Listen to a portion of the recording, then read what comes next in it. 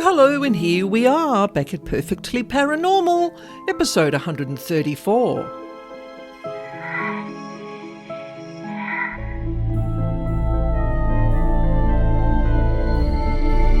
My name's Annaschmidt, and I'm here every week, yes, every week, to share with you true paranormal encounters and information about devils, demons, and dark energy beings that no one else talks about.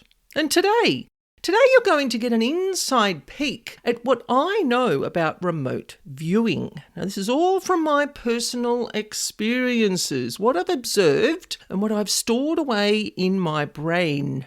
So we're going to look at what is remote viewing, who uses it and why, and what remote viewers can look like, sort of how our eyes can see them, the human remote viewers and also the cosmic remote viewers that some people call shadow people. Now, remote viewing is really a little bit out there. It's actually a long way out there on the woo-woo scale. But it's also been scientifically examined over the decades. I read a book many, many years ago, and I can't remember the name of it now. It was all about remote viewing being used during wartime to spy on the other side. And if I do find it, I will put a link in the description box. But we're not going to be talking about that so much today. But it piqued my interest in remote viewing, as I'm going to share later on. And what I'm going to be sharing today is I like to make things relatable to the everyday person who might experience something weird that isn't quite paranormal, but it's something else. So how my brain works, as most of you know if you've listened to a few of my episodes, is that I love questions. And the more I thought about remote viewing, I actually came up with 5 questions. So what do remote viewers look like? And are they human-shaped or something else? The second question, are you asleep, half awake or fully awake when you see remote viewers? And can you see them in the day and night? Question number 3, are they stationary or do they move around? Are they human, cosmic, or dark entity observers? Or are they just up to no good? And the last question I came up with was when people do remote healing work or they do house clearing work, got my hand up here, is the person doing the work seen by the recipient? And is the recipient seen by the person doing the energy work?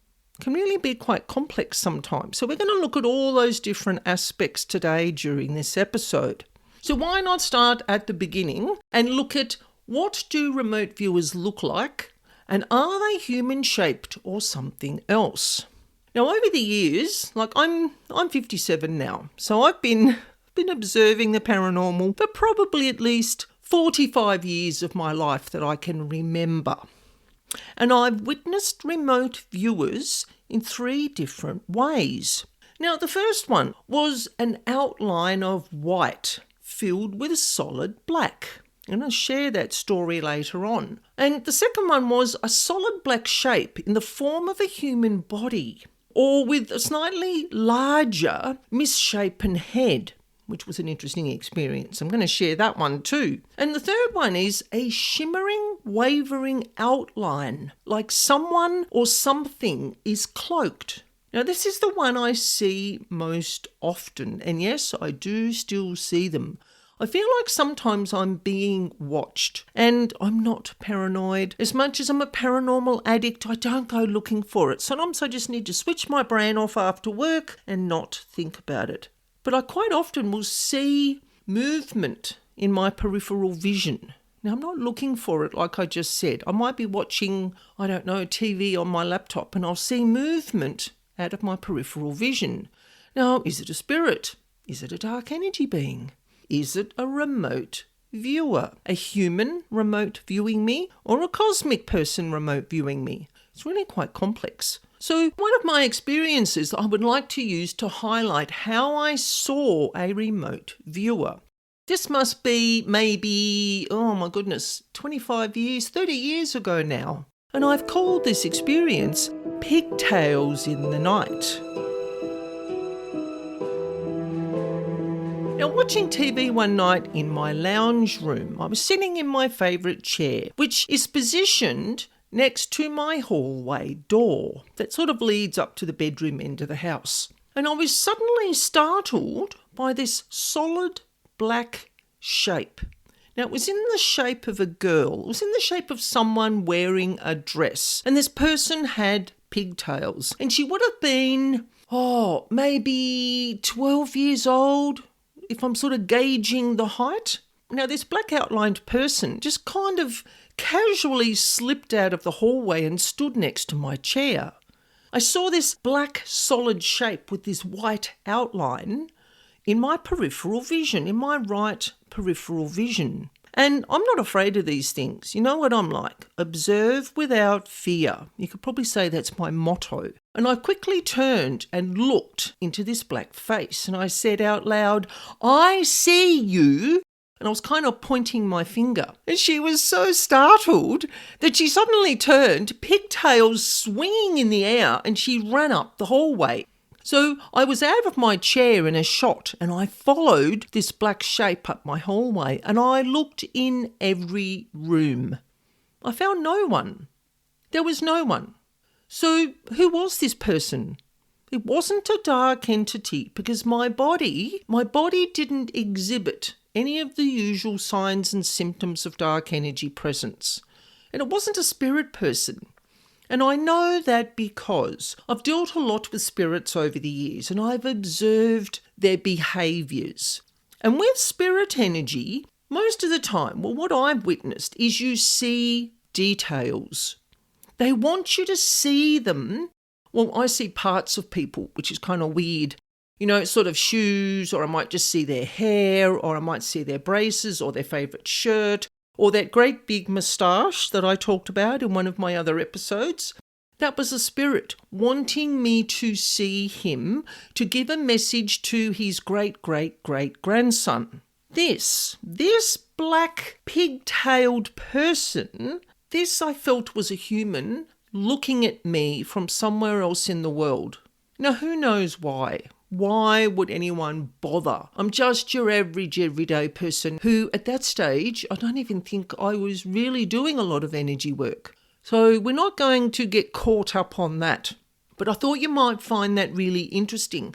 It has stuck with me and it is still so clear in my mind. Those swinging pigtails and that black solid mass, that solid shape with the white outline. It really, really was fascinating. Now, more recently, I think this was a person remote viewing me as well, or it could have been maybe a cosmic being. This was within May 2025. I came home during the day and I walked in my back door, put my bags and things on the kitchen bench, and I went to my desk where I work. As I walked past the lounge room door, in my left peripheral vision, I saw a very solid black shape. Around about 5'6". It was standing not so much in the doorway, but sort of hiding in the corner of the doorway. And as I went to my desk, I saw it and I quickly turned again. Now, this one didn't stay, like it simply just poof, off it went. It just disappeared. Again, I went into the lounge room, up the hallway. No one there. Now, this isn't a regular occurrence, but this was, you're going to laugh, this remote viewing person, if you want to call it that, was the shape of a gingerbread person. Like if you think of a gingerbread biscuit, say the gingerbread man out of the Shrek movie, just for a reference. That was the shape that it was. It had that totally round head, but it was totally black. And I think I saw two little white eyes. It was such a shock. I'm used to seeing spirits. I'm used to seeing dark and demonic entities. They present in different ways. But this was really, really odd. So am I being observed by cosmic beings in the form of black gingerbread men? Who knows? I don't know. I don't worry about it. It doesn't keep me awake at night. It doesn't cause nightmares. My motto is to just observe without fear. And educate people so that you might have an experience like this. And you just observe it. The being didn't hurt me. It was simply in my house. Now, the other thing is, before we get to our next question, is that I'm not a scientist, but I'm just going to put this out there. All the dimensions all overlap, all at the same time, all in the same place. So is my house in another dimension where this being may be living? It's something to think about.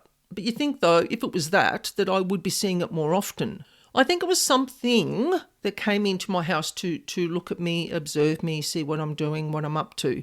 Because when you do energy work, when you work with vibrations, energy, frequencies, whatever you want to call it, you pump out a different vibration. Your energy field sort of shines or vibes out in a different way to your average person who doesn't do energy work. So it's like a moth to the flame, is that these beings come to observe you to see who you are, what you're doing, how you work, why you're doing it, who you work with. So one of the other questions I had on my list, are you asleep, half asleep, or fully awake when you see remote viewers? And can you see them in the day or night? Now, I really just answered all those points in that question from my last two experiences.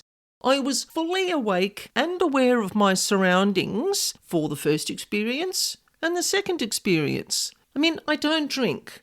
I don't take any form of prescribed medication or recreational drugs. I am totally clean. So I'm very aware of my thoughts and my surroundings and just observing.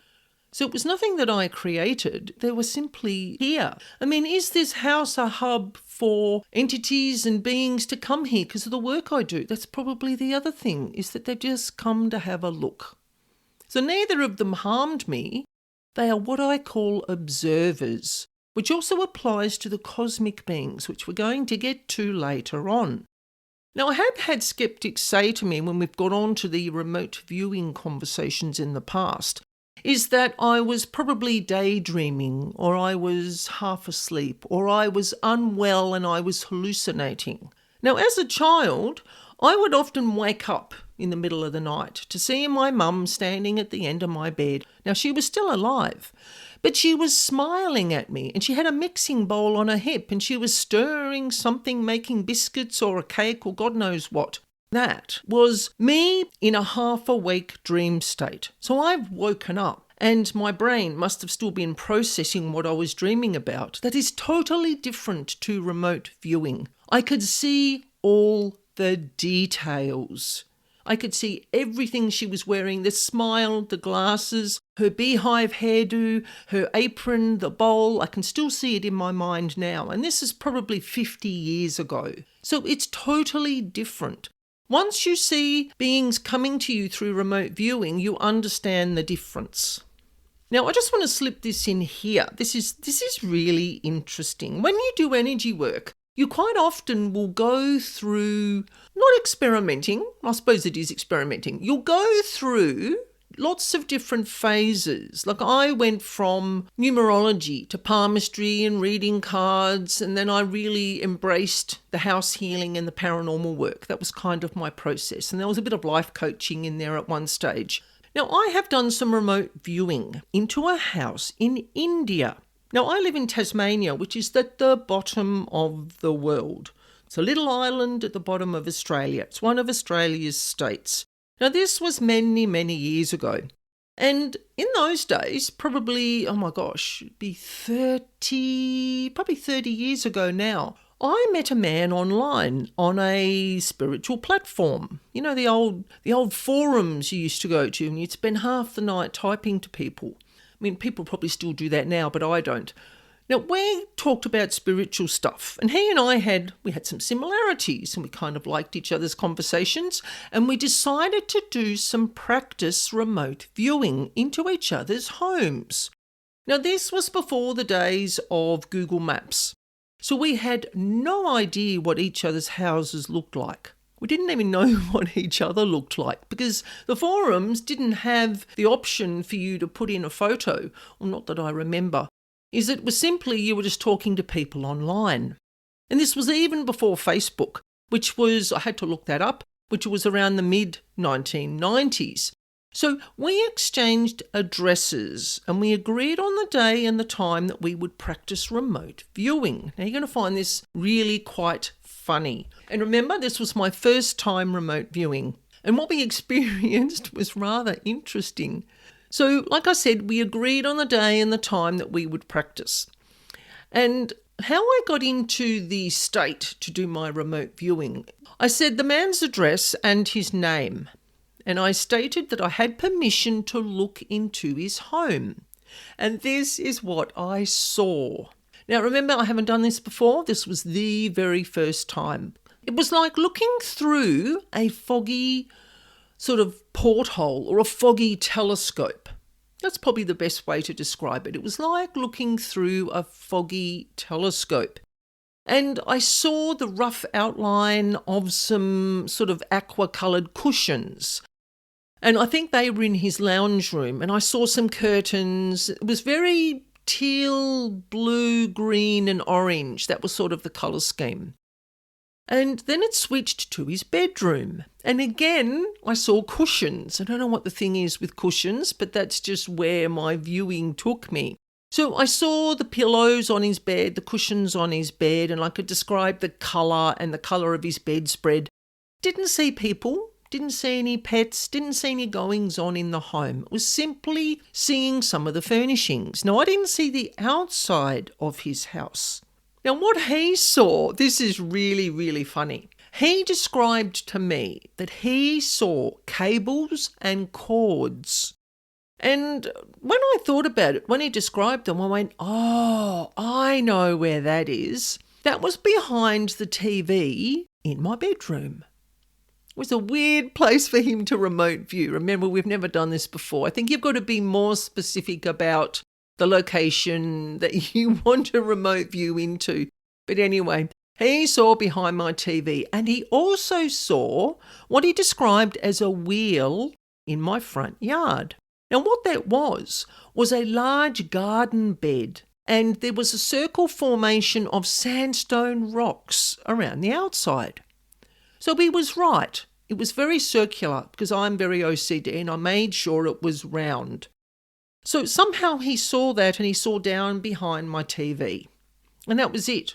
But this was the first time that we did it. I haven't really done it since. It's not really my thing. But I imagine that if you were very psychically drawn or capable in the remote viewing area, you could be trained to look into certain locations. Remember I mentioned before about wartime, how some of the sides were using very psychic people to look at what the enemy was doing, probably trying to break codes and find out all their secret plans. But with practice, lots and lots of practice, and if you were adept at doing remote viewing, you probably could indeed look into other places. But I imagine, though, that the human body too, that the human body is not really designed to do this sort of thing, and that you would be very tired, very hungry, you might be a little bit emotionally drained. It would be exhausting on your body to do this sort of psychic energy work if you were doing it for long periods.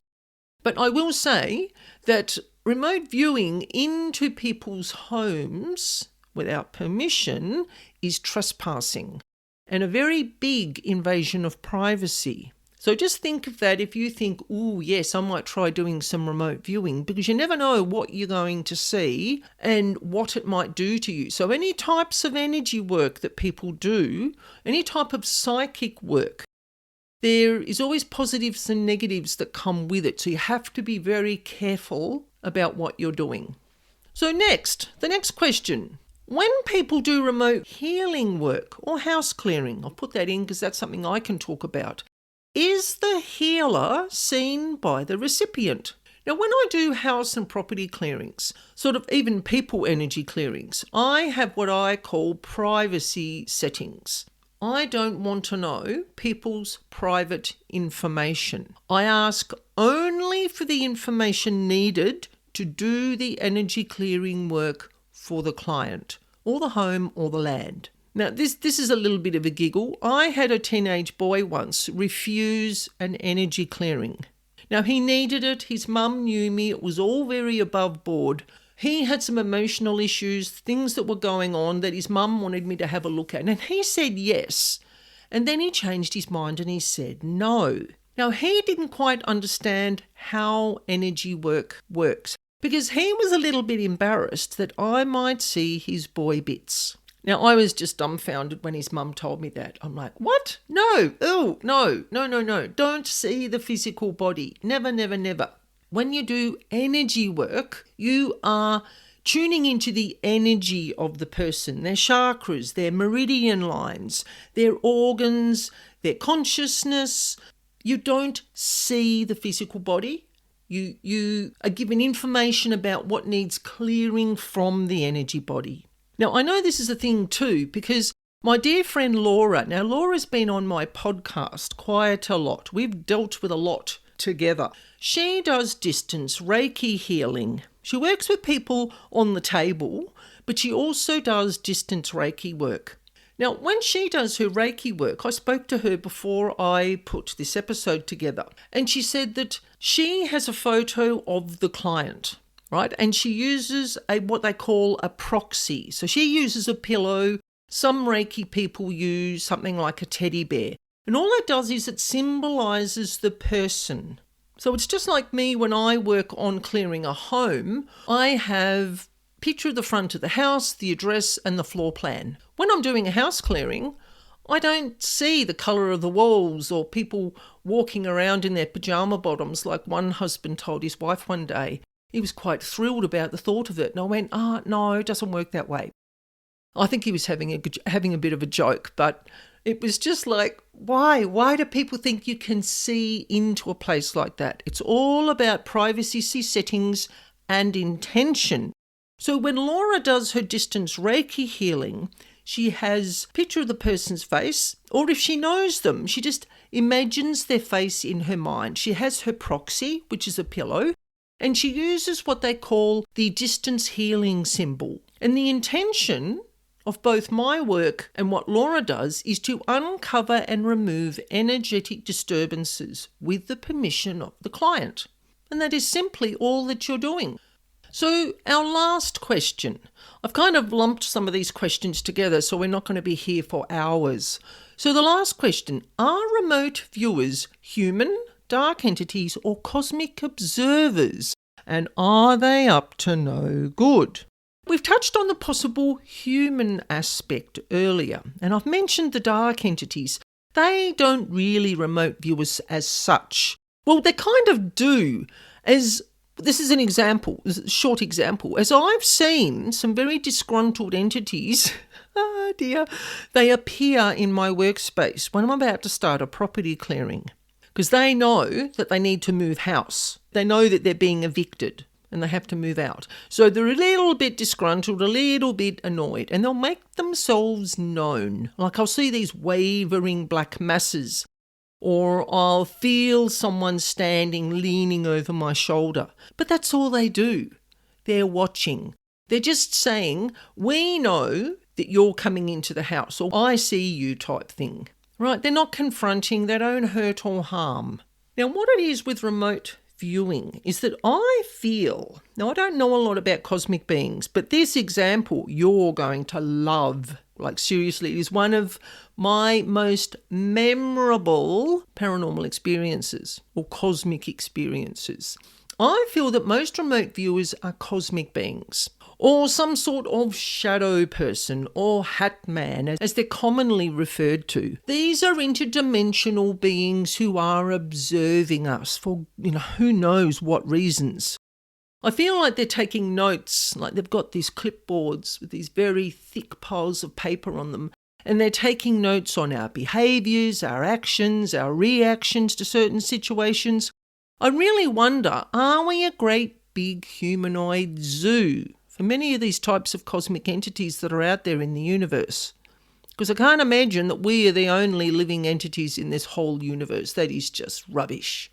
I think we're right on the bottom end of the scale. And I think we are observed day and night by beings that are here, but also come through portals and interdimensional gateways and stargates and God knows what else. But it's just, It just kind of blows my mind. It's a bit hard. I try to keep it as simple as possible just so that people can get an outline and they can process the information. And then if they want to know more about remote viewing, they can get online or they can go to the library and get a book, or they can talk to someone who's really knowledgeable about it. So I had a somewhat frightening experience to share. Now, as you'll know, I don't normally feel affronted or shocked by the paranormal or the supernatural. I just don't. Like, I observe. I'm like, oh, that's cool. Document, write it all down, share on the podcast. But this truly shook me a little bit, this experience, and I couldn't even really come up with a name for the experience. So I've called this experience Cosmic Attack. Now, I was visiting a friend one day, and I will never forget it. We were just sitting at her kitchen table, having a cup of tea and a chat. Now, she has entities coming and going from her home all the time. Every time I'm there with her, I'll feel something moving around us. And that's all they do. They move around, they observe, they go back to the other end of her little unit. Well, we were chatting one afternoon, and I felt something move around the table and position itself on my right side. And I felt it there, like I said, and I just assumed it was a spirit or one of her cosmic beings just observing us, just listening to our conversation. When out of the blue, I felt an instrument about the size of a small staple gun quickly being placed behind my right ear, and I was injected with God knows what by this invisible assailant. Like, seriously. And like, my friend's looking at me, I'll never forget it. Like, I let out this really solid scream. This thing hurt. Like, I've had injections over the years, but this was something very solid pushed up into that little dip behind my right ear. And I saw gold. Like, I lit up, literally. I saw gold light flashing before my eyes in the shape of a circuit board. Like, it had all these gold wires all interconnected. Like, my dad used to pull TVs apart. He was a repairman. So I know what circuit boards look like. And that is what I saw. And I'm like, what the heck was that?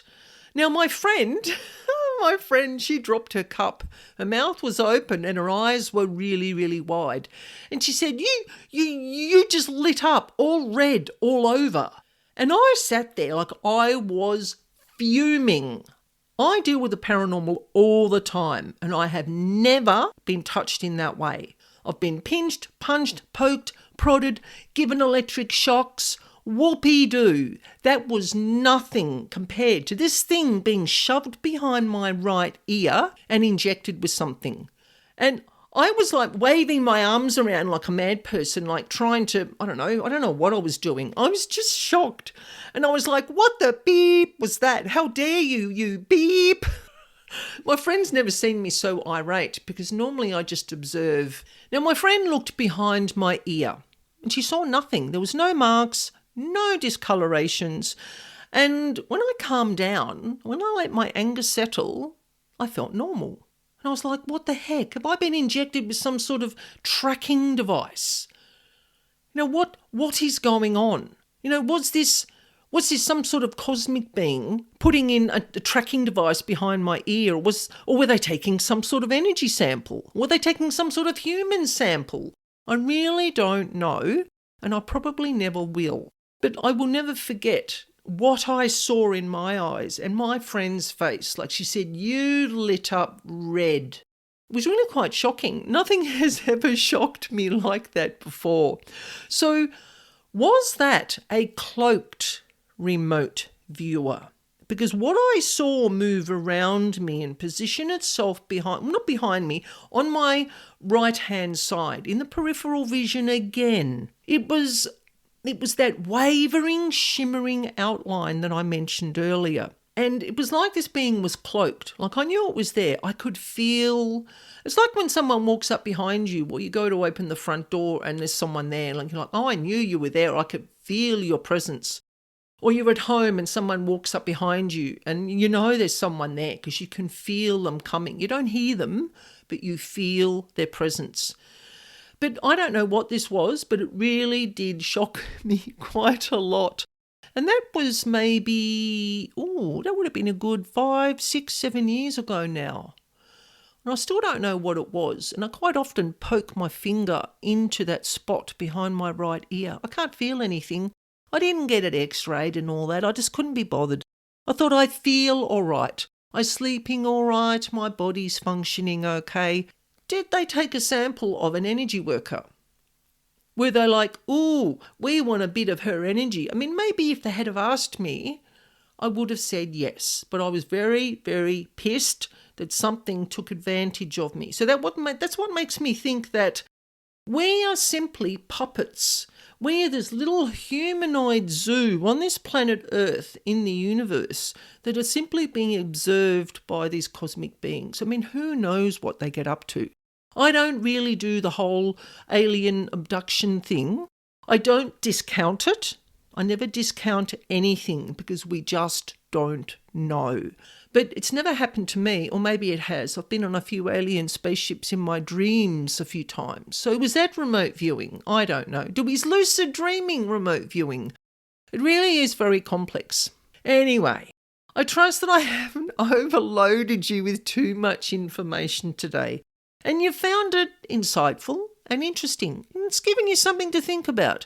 And that maybe you'll observe without fear when something happens to you or you see something that you think might be a remote viewer. Remote viewers are out there in all sorts of forms, harmful or not. I will leave that up to you to decide. So in episode 135, you're going to hear about detrimental viewing. Oh my goodness. We're talking remote viewers and now we're getting into detrimental viewing. This is a human-created type of viewing. It's got nothing to do with dark entities and nothing to do with cosmic beings. We're going to look at what it is, how it works, how this detrimentally disruptive behaviour can damage the energy of homes and people. And no one else I know in the energy world talks about this. I think I've probably coined the phrase detrimental viewing as a house healer. It's just something that came to me. I'm good with words. I like creating names for things because I do find it in homes and clients have verified the change in the energy in particular locations in homes. So I know it's a thing. So stay tuned and I look forward to sharing your company then. If you like the content of this episode today, please think about leaving me a rating and a review. What reviews do is they let other people know your thoughts about my supernatural subject matter. People love reading reviews, and we're spreading the word about the real paranormal world around us. I would really appreciate it. Now let's get back to the episode. So thank you for joining me today. And don't forget, if you want to share a paranormal experience just with myself, or you would like me to share one of your experiences through my podcast, you can do a voice recording, or you can write out your experience and I will read it exactly as you have written. You can email me at spiritualbeing44@gmail.com. And for information on paranormal house clearing, you can visit my website, Spiritual Being. You will find the address in the description box. And I look forward to sharing this spooky space again with you next week. And remember, life is perfectly paranormal.